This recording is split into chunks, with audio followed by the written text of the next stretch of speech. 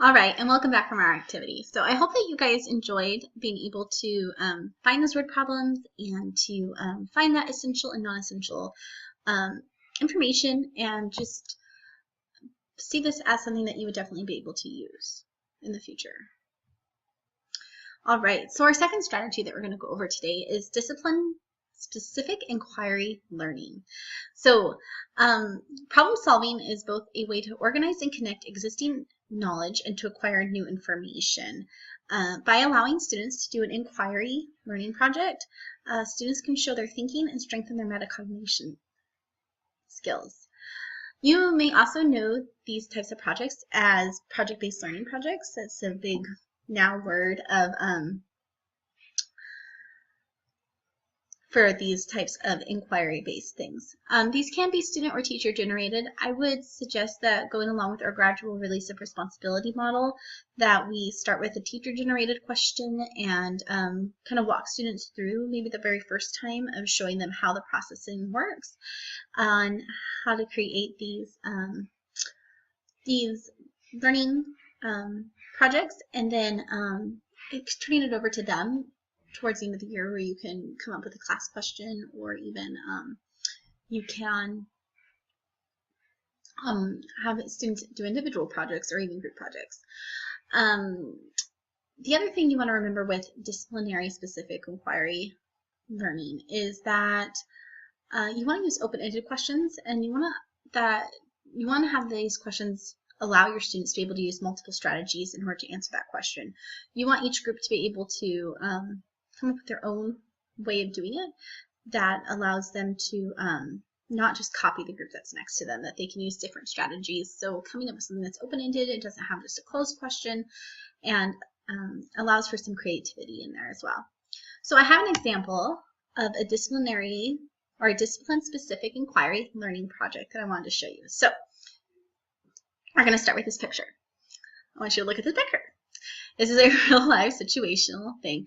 Go ahead and look at the picture, and I want you to think about, if I were to ask you the question, how big is the truck that uses those tires? Okay, are you excited? Are you being involved in this? So we're going to go ahead and we're going to take a look. This is actually a project that I found online. We're going to go ahead and go over to that online project. And this is on a website by Robert Kaplinski, and he poses this question to students and came up with a inquiry project for students to work on. So first thing he does is he shows them the situation or the problem, and so he showed them the picture of the tires, and if you saw that going down the road, you'd want to know, wow, those are huge. How big is the truck that goes to those tires? So he asks the question, how big is the truck? Well, he does talk about that big might not be the very best word to use for this, because it's so ambiguous in the fact that it has multiple meanings within mathematics. And we really like precision in mathematics. So a mathematician likes precision. So this is a really great way to bring in those math practices that we have. And specifically number 6. So he points out that math practice number 6 talks about attending to precision. So we want to make sure that we use a precise language. So you might want to ask, how tall is the vehicle that might use these tires, and things like that. So big is just too ambiguous. Anyway, going off of that, so these are some questions you might talk to your class about while you're setting this up would be, when you measure something, when you're talking about how big something is, what are you measuring? How do you measure something that big? Do they have any guesses? Do they know something that would be way too small to work with that? Is there something that they know that is too tall? But it's the proportion, like just thinking about normal proportions of vehicles to height, or wheels to vehicle height. How far is a wheel normally? What's the size of a wheel compared to a vehicle on a normal vehicle that they would have some schema based with? If they have any ideas of the type of vehicle that might be using those tires, and information that would be useful to figuring out this problem, like what do they need to do. You might also formulate this with what kind of math are they going to need to figure this out? Like what are they going to need? What's information that your students would like to have? So he goes on to say that he had to do a little bit of inquiry himself in order to set this problem up. He had to go learn all about dump trucks, and as we can see, he found a couple of pictures. This is actually the type of truck that uses this is a CAT 797, and it is huge. And he says you don't want to give everything out at once. You want to let your students get a little more information on each time, and so you want to have them kind of like come up with guesses about the tires and the vehicle's dimensions and things like that. So you don't want to give them everything at once. You want to kind of give them stuff a little bit at a time and have them really inquire about it and go searching for answers. One thing that they would need to know is how big the wheel is, though. So you are going to need to find those measurements of how big the wheel is and give that to them so that they can start figuring out those math problems. Depending on what kind of math you've been learning, you can set up some different formulas and talk about how things would be able to be used. Then even giving them pictures of here compared to a car, they know how big a car is, and you can see, I mean, this is massive, and things like that. So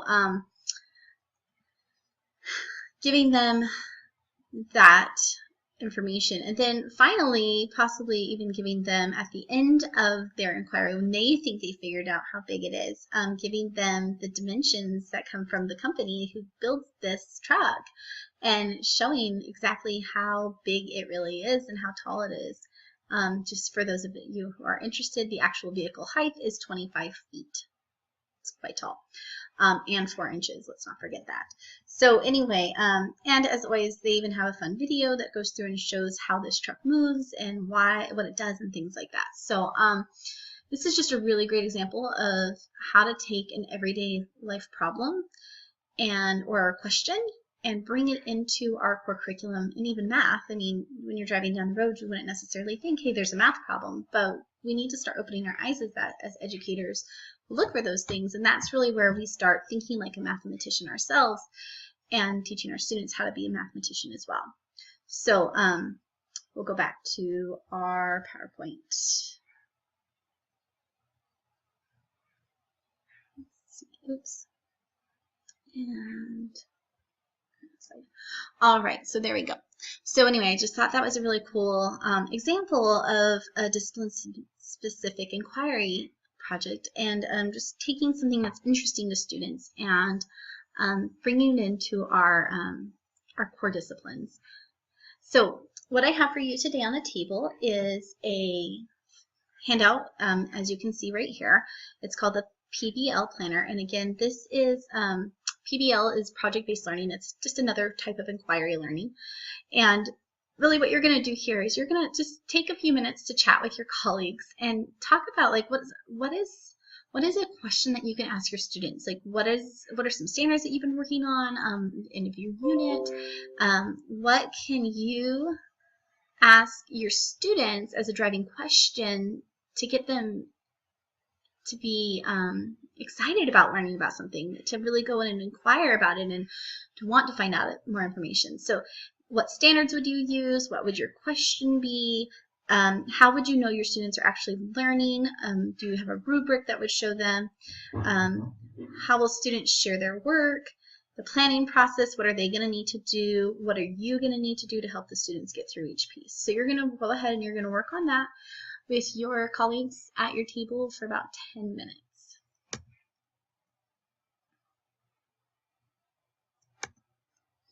All right, well, we are to the end of our PD today. Wrap up, really, we're just talking about what DLI is and how it can be included in math. So remember, DLI is teaching students how to think, read, write, and communicate like a mathematician. You're encouraging students to ask and solve real-life problems and questions. So you're asking them to look at the world around them and to think like a mathematician. You're breaking down steps. One of the things we have to remember with DLI, especially with our direct instruction and gradual release of responsibility, is that we need to break the steps of thinking like a mathematician down. We need to break that process down so that our students understand what an expert does, how they process something, and then how it can help them as a student in mathematics. Again, thank you so much for your time today. If you have any questions, I am available to help, and you can contact me at the email below. Thank you. Bye.